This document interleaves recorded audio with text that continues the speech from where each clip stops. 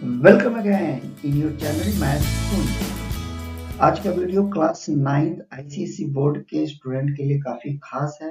ये question maths के exercise 5A जो कि सेलेना पब्लिकेशंस के हैं, जो आर के बंसल का बुक है, उससे लिया गया इम्पोर्टेंट क्वेश्चन है। तो ये अभी 2-4 वीडियो कुछ आगे 5A, 5B, 5C ये सब के आएंगे। तो आपसे रिक्वेस्ट है कि वो आने वाले वीडियो को भी आप जब देखेंगे उसमें सारे इम्पोर्टेंट क्वेश्चन जो एग्जाम में आने वाले होते हैं, खासतौर पे जो टफ क्वेश्चन है, उसे सॉल्व करके इजी तरीका से कैसे बनाया जाए वो सिखाया गया है, वो आप जरूर देखिए। तो चलिए आज का इस वीडियो में इम्पोर्टेंट क्वेश्चन जो एक्सरसाइज 5A के हैं वो देखते हैं। तो सबसे पहला क्वेश्चन जो एक्सरसाइज 5A का पहला का डी ऑप्शन में है, इसमें दिया गया है 4x² plus 1/4x² minus 2 minus 6x plus 3/2x। इसे फैक्टराइज करना है। तो कैसे करना है?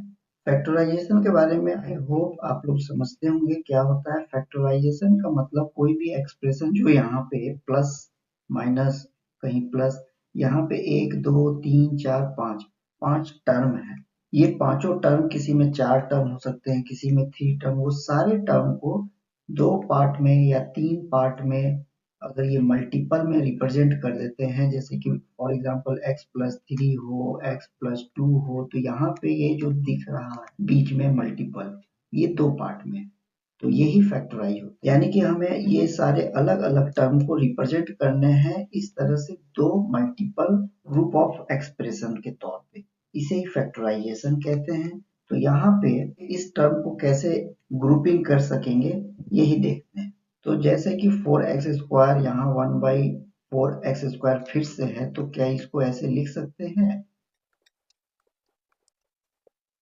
4x² प्लस 1/4x² को, ये 2 2 या 4x² का ऊपर हो गया, ये लिख सकते हैं। और ये जो -2 है यहाँ पे -2 लिख सकते हैं। तो जरा आगे का भी फिर लिखेंगे, पहले इसे समझ ले। ये यहाँ पे जो दे रखा है, तो ऐसा नहीं दिख रहा है कि ये जो है 2x हो सकता है, ये 4 जो है ये 2x का स्क्वायर हो सकता है, ऐसा डिजाइन का, ये 4x² बन गया।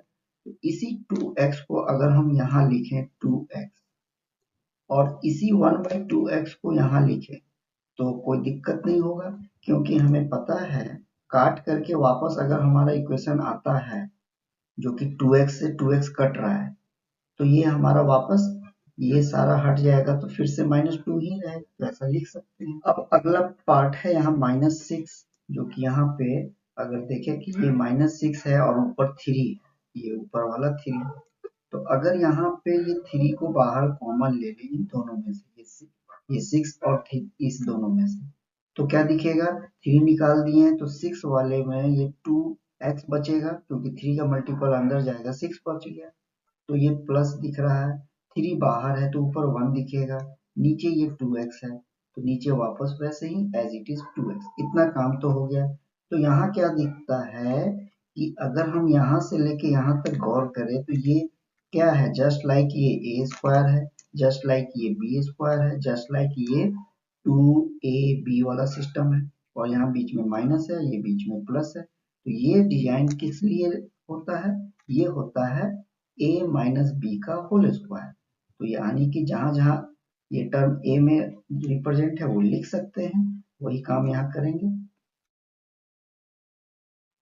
तो यहाँ पर हमने क्या लिख लिया, ये a वाले जगह पे था और ये b वाले जगह, तो a माइनस बी और इसका ये होल स्क्वायर, ये यहाँ पे लिख सकते हैं। आगे का टर्म क्योंकि यहाँ तक तो रिप्रेजेंट हो चुका है, सिर्फ बचा कहाँ है, यहाँ से लेके यहाँ तक बच गया है, इसे फिर से लिख लेना है। जो कि यहाँ माइनस दिख रहा है, ये 3 और ये 2x, और यहाँ पे ये प्लस नहीं होगा क्योंकि यहाँ पे ब्रैकेट अगर लिख दिए हैं तो यहाँ पे माइनस जाएगा, क्योंकि इन दोनों टर्म को अगर ब्रैकेट में ले लिए तो ये जो प्लस लिखा हुआ है, इस प्लस को यहाँ पे रिप्रेजेंट करने के लिए, चूंकि हमने तो यहाँ माइनस निकाला, तो माइनस और माइनस को यहाँ मल्टीपल करेंगे तो प्लस होगा, इसलिए यहाँ माइनस लिखना होगा, प्लस नहीं लिखना होगा। तो यहाँ फिर से क्या दिख गया, यहाँ पे ये सारा टर्म, अगर इस पूरे टर्म को अगर कोई एक नया नाम p के नाम पे रिप्रेजेंट करें तो एज इट इज यहाँ पे p ही दिख रहा है, दोनों तरफ p, दो टर्म है, यहाँ से लेके यहाँ तक एक टर्म है और यहाँ से लेके यहाँ तक दूसरा टर्म, दोनों टर्म में एक ही जैसा सिंबल दिख रहा है, तो इसे फिर से हम कॉमन निकाल सकते हैं। अब चूंकि इसमें ये 2x माइनस 1/2x एक निकाल दिए हैं, क्योंकि यहाँ पे 2 था तो 2 में से एक निकाल दिए हैं, तो बचा सिर्फ एक, इसमें से ये एक बच गया। अब ये वाला माइनस यहाँ लिख लेते हैं और ये 3 यहाँ लिखेंगे, तो ये जो टर्म है ये बाहर आ चुका है, तो ये फैक्टराइज यहाँ पे मल्टीपल दो एक्सप्रेशन ग्रुपिंग में दिख गए, तो यही हमारा फैक्टराइज और यही हमारा आंसर। तो यहाँ पे अगर देखें तो ऐसा कौन सा है 2x, तो इसमें फाइनली इसका जो आंसर दिख रहा है वो यहाँ पे दिख रहा है, यही इसका आंसर होगा। नेक्स्ट इम्पोर्टेंट क्वेश्चन नंबर 4 है, जिसमें इस तरह के ये क्वेश्चन है जिसमें ये तो साफ दिख रहा है कि ए स्क्वायर यहाँ है तो ए स्क्वायर यहाँ भी है, बी प्लस बी स्क्वायर तो प्लस बी स्क्वायर है, सिर्फ यहाँ पे प्लस बी स्क्वायर नहीं है, माइनस सी स्क्वायर है तो यहाँ भी माइनस सी स्क्वायर है, यानी ये दोनों एक जैसे तो है, सिर्फ ये एक जैसे नहीं है। तो हमें फैक्टराइज करने में क्या करना होता है, सारे एक्सप्रेशन को कॉमन बनाना है एक जैसा, वही करना है। तो यहाँ पे इसी काम को करने के लिए सबसे पहले एज इट इज ये जो है वो लिख लिया जाए। अब यहाँ पे जो अरेंजमेंट करना है इसको लिखने के बाद, इसमें अगर देखा जाए इस माइनस को अगर बाहर निकाल दे, ये माइनस बाहर निकालने से माइनस माइनस पहले यहाँ पे हो जाएंगे प्लस, तो ये तो प्लस हो जाएंगे और ये BC हो जाएंगे, दैट इज द BC। क्योंकि ये वाला माइनस बाहर आया है इसलिए यहाँ पे प्लस हो गया है, तो ये वाला माइनस बाहर आने से ए स्क्वायर हम पहले लिख सकते हैं, क्योंकि ए स्क्वायर का ये जो माइनस पार्ट था वो तो बाहर है। उसी तरह ये जब माइनस बाहर हो गया है तो ये भी प्लस हो जाएगा। सिंपल समझना ये है कि इस माइनस को अगर हम बाहर किए हैं तो ये जब माइनस बाहर आ गया तो ये जो सी प्लस में है तो प्लस माइनस माइनस सी हो, वही जैसे कि माइनस माइनस प्लस ए स्क्वायर जो कि यहाँ पे हुआ है, तो उसी तरह ये minus minus plus B square हुआ है, तो इस तरह ये अरेंजमेंट यहाँ दिख गया। तो इस तरह का अरेंजमेंट एक जैसा यहाँ भी दिख गया, और यहाँ तो वो पहले से ही क्वेश्चन में एज इट इज अरेंज कर रखा है, तो इसे एज इट इज उतार लेना है। अब नेक्स्ट पार्ट में क्या है कि ये जो कॉमन है एक यहाँ है, दूसरा यहाँ है, तीसरा यहाँ है, तीनों को अगर हम बाहर निकाल लें, इसके ये तीनों पार्ट बाहर निकल गए हैं, तो बचे क्या, चूंकि ये बाहर है तो बच गया ए बी, सिमिलरली अगर ये बाहर है तो बच गया प्लस BC, और अगर ये बाहर है तो बच गया प्लस CA, दैट्स ऑल, यही इसका आंसर हो गया। अब इसके बाद अगला नेक्स्ट क्वेश्चन देखते हैं। नेक्स्ट इंपॉर्टेंट क्वेश्चन नंबर 12 है, जिसमें इस तरह AX दिया है तो यहाँ X के साथ B लगा हुआ है, यहाँ Y के साथ B लगा हुआ है तो यहाँ Y के साथ A लगा है, और ऐसे सिचुएशन में बेस्ट है इसका पहले a प्लस बी का होल स्क्वायर पे इसे कन्वर्ट कर लिया। तो सबसे पहले a प्लस बी का होल स्क्वायर पे ये जो फॉर्मूला होता है a square plus B square plus 2ab, इस पे ये लिख लिए। इसी तरह यहाँ पे a प्लस दे रखा है और इसके बाद a माइनस बी का होल स्क्वायर, इसको लिख लेते हैं। तो यहाँ पे a माइनस बी का होल स्क्वायर जो इस तरह से आया, a square plus B square minus 2ab, तो यहाँ क्या दिखता है, तो यहाँ पे ये जो माइनस 2bxay जो दिख रहा है, क्या इसको ऐसे भी तो लिख सकते हैं 2abxy सब एक साथ में, क्योंकि यहाँ पे abxy एक जैसा है, तो इस केस में ये कैंसिल हुआ प्लस और ये हुआ माइनस, ये दोनों कैंसिल हो गए, तो ये दोनों कैंसिल होने से बाकी जो बचे ये पार्ट उसको लिख लेते हैं। तो ये जो दिख रहा है ये यहाँ पे दिख रहा है a स्क्वायर एक्स स्क्वायर, यहाँ पे दिख रहा है बी स्क्वायर वाई स्क्वायर, यहाँ पे दिख रहा है बी स्क्वायर एक्स स्क्वायर, और यहाँ पे ए स्क्वायर वाई स्क्वायर। अब यहाँ पे कॉमन निकालना है तो एक्स स्क्वायर को एक्स स्क्वायर वाले के साथ लिख सकते हैं, यहाँ पे इसका एक्स स्क्वायर छूट गया था और यहाँ पे इसका वाई स्क्वायर भी छूट गया था। अब जरा यहाँ देखें ये दोनों का एक्स स्क्वायर को अगर कॉमन निकालें इस तरह से तो क्या दिखेगा, A square plus B square, similarly यहाँ पे अगर वाई स्क्वायर को कॉमन निकाले तो क्या दिखेगा, सेम टू सेम वैसा ही दिखेगा, A square plus B square. तो यहाँ क्या दिख रहा है कि हमें इस तरफ दोनों एक जैसे टर्म अब मिल गए जिसे हम फैक्टराइज कर सकते हैं। दो एक्सप्रेशन ब्रैकेट में ए स्क्वायर प्लस बी स्क्वायर, ये दोनों एक जैसे कॉमन है, यहाँ से बाहर निकाल दिए तो ये बचा क्या, सिर्फ एक्स स्क्वायर, और यहाँ से बच गया ये वाई स्क्वायर। तो इस तरह ये हमारा आंसर हो गया। अब देखते हैं नेक्स्ट क्वेश्चन।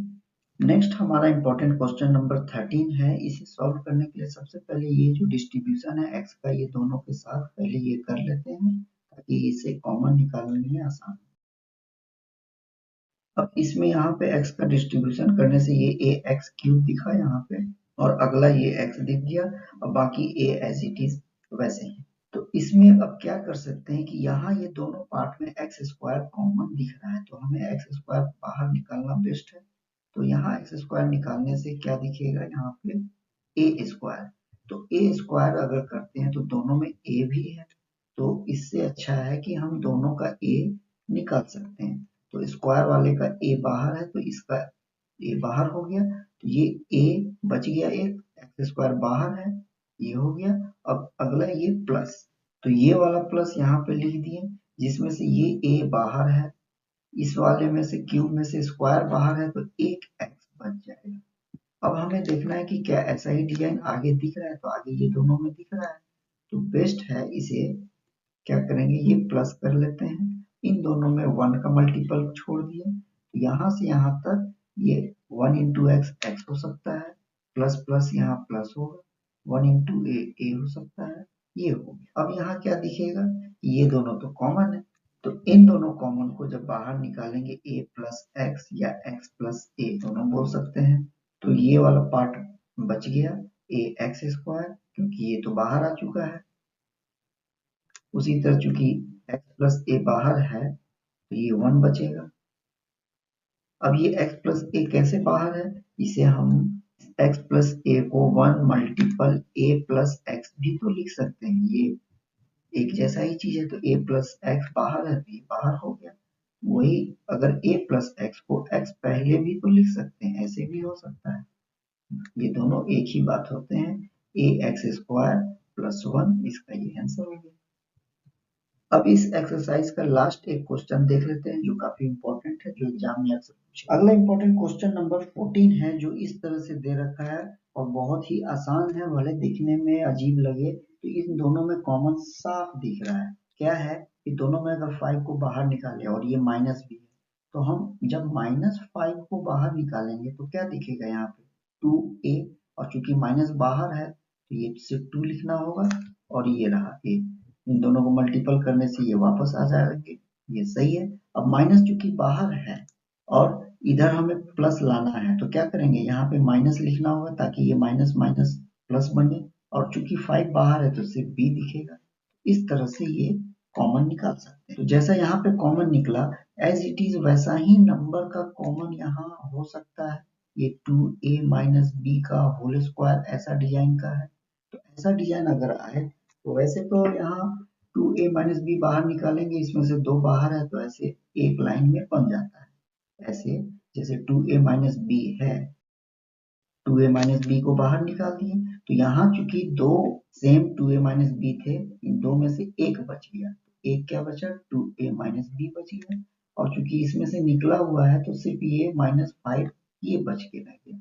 ऐसे आप एक ही लाइन में इसे सॉल्व कर सकते हैं। अगर ऐसे समझने में दिक्कत हो तो एक और रास्ता है, फैक्टराइजेशन वाले जितने भी क्वेश्चन है, अगर उसमें सारे टर्म में कोई कॉमन एक जैसा दिखे तो उसे लेट करके मान सकते हैं, तो पुट हो जाता है आसानी से। जैसे 2a माइनस बी इधर भी है और इस तरफ भी है, दोनों है, तो इसे हम अगर माने 2a, ये 2a माइनस बी को कोई भी चीज मान सकते हैं, A B C D T, हाँ हम अभी टी मान रहे हैं, आप इस टी की जगह पी क्यू आर कुछ भी रख सकते हैं। तो टी जैसे ही करेंगे तो ये टी स्क्वायर दिखेगा, और यहाँ पे फिर से t दिखेगा जो कि 5t दिख रहा है। तो यहाँ पे अब ये दोनों का t कॉम, तो यहाँ से बच गया t और यहाँ से बच गया 5। बस इसमें यही है कि जब हमने मान लिया है t, तो इसे वापस रिप्रेजेंट भी तो करना होगा। तो इसे वापस फिर से लिखने के लिए यहाँ करना होगा putting the value of t। हमने t का वैल्यू ऐसा रखा, तो वही क्वेश्चन फिर से बन जाएंगे 2a minus B, 2a minus B जो कि t का वैल्यू है, और यहाँ दूसरा t का भी वैल्यू रखना होगा, ये वाला अगेन। इसके बाद -5 दिख रहा है, तो ये -5 हो गया। इस तरह से ये सॉल्व होता है। ऐसे भी आप कर सकते हैं, और आगे के एक्सरसाइज में ऐसे ढेर सारे क्वेश्चन आएंगे जब हम पुट करके इजीली सॉल्व कर सकते हैं। मिलते हैं नेक्स्ट वीडियो में, जिसमें एक्सरसाइज 5 के बी के इंपॉर्टेंट क्वेश्चन को सॉल्व किया गया है। उसे आप जरूर देखें, वो सारे क्वेश्चन एग्जाम में अक्सर पूछे जाते हैं। And also requesting you, please subscribe, like and share to your friend, so that he can also get benefited from this channel. Requesting you to keep watching this channel। तो हमारे इस channel में बने रहने के लिए many many thanks। फिर मिलते हैं नेक्स्ट वीडियो में। Till then thank you.